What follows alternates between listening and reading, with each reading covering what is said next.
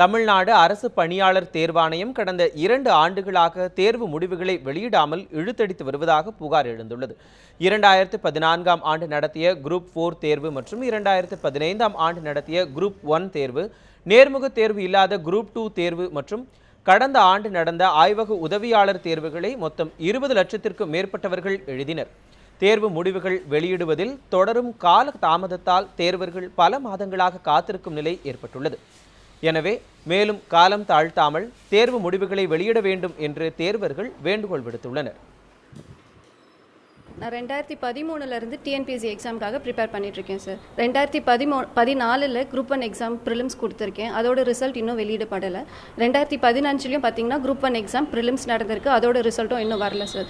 இது இல்லாமல் group 2 exam 2015 எழுதியிருக்கேன். 2015 ஜூனில் நடந்தது. 2015 நவம்பரில் குரூப் 2A எக்ஸாம் எழுதியிருக்கேன். இப்படி வரிசையாக நாங்கள் எக்ஸாம் எழுதிட்டே இருக்கோமே தவிர இதோட ரிசல்ட்ஸ் வந்துட்டு எங்களுக்கு வரல. இதோட ரிசல்ட் எப்போ வரும், எங்களுக்கு வேலை கிடைக்குமா கிடைக்காதான்னு தெரியல. ஸோ அதனால் டிஎன்பிஎஸ்சி இந்த ஆர்கனைசேஷன் 15 நாள் ரிசல்ட் வரும் அப்படின்னு ஒரு வருஷத்துக்கு முன்னாடி நடந்த எக்ஸாமுக்கு சொன்ன ஒரு ஆர்கனைசேஷன் ஒரு வருஷமாக ரிசல்ட்டை வெளியிடாமல் இருக்கிறாங்க.